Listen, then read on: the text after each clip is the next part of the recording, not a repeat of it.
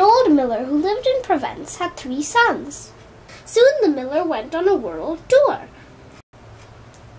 Before leaving, the miller left his mill to his eldest son, his horse to his second son, and to his youngest son he left his cat.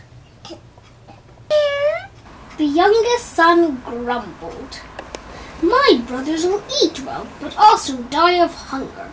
All I have is a useless cat." "Master," purred the cat, "I am not useless. Just give me a sack and a pair of boots, and you'll soon see how useful I can be." "All very well, but it's a waste of the only money I have," he muttered angrily as he walked to the village to find a sack and a pair of boots made.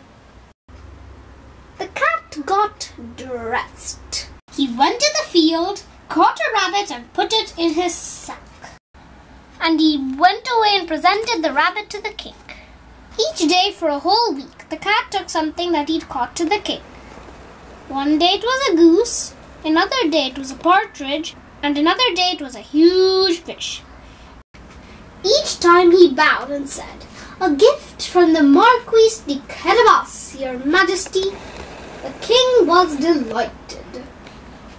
One morning, when the cat knew that the king was out, driving in his carriage with his pretty daughter, the princess, he said to the miller's son, "Quick, come with me." He led him to a lake near a road. "Jump into the water," he ordered. "When you hear a carriage coming, shout and splash, and pretend you cannot swim." The miller's son did as he was told. "Help! Help!" the miller's son cried. When the king's carriage came near the lake, the cat ran up to it shouting, "Help! Help! My master, the Marquis de Carabas, is drowning."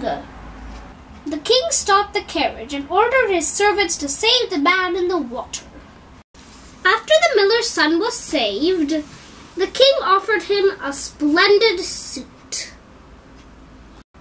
The miller's son put them on and he looked most handsome. He bowed to the princess and she smiled and blushed. She knew at that moment she had fallen in love with the fine-looking Marquis. "You must ride in my carriage," said the king. "We'll drive you home." While the miller's son settled himself in the carriage, the cat ran on ahead. When the cat came to a field of corn, he called to the harvesters, "The king is coming. When he asks who owns this land, say it belongs to the Marquis de Carabas, and this land will be all yours." As the carriage reached the field, the king called out, "Who owns this land?" The harvesters did as the cat had ordered. "The Marquis de Carabas," they replied.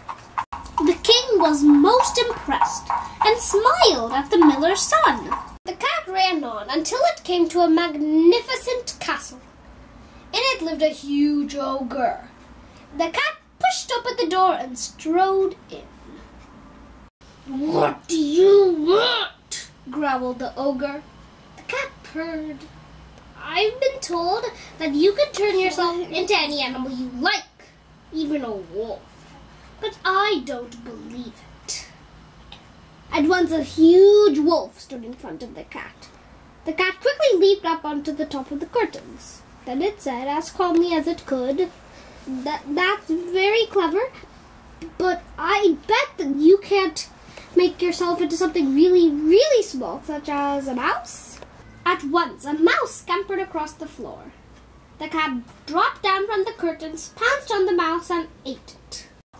Just as the king's carriage drew up, the cat bowed. "Welcome to the castle of the Marquis de Carabas," the cat meowed. "Come in. Lunch is ready." The king gazed at the castle and the land and farms around it. The Marquis de Carabas must be very rich and would make an excellent husband for my daughter, he said to himself. The Marquis led the king and the princess into the castle, thinking, "The princess would be a lovely wife for me." Soon the miller's son, now quite used to being the Marquis de Carabas, and the princess were married and lived very happily in the castle. The cat lived with them and never had to chase a mouse again, unless of course it couldn't think of anything better to do. Thank you for watching. We hired only 3 characters for the movie, thanks to the miller's youngest son for play, the miller, the 2 elder brothers, and the king. And thanks to my little brother for being quiet.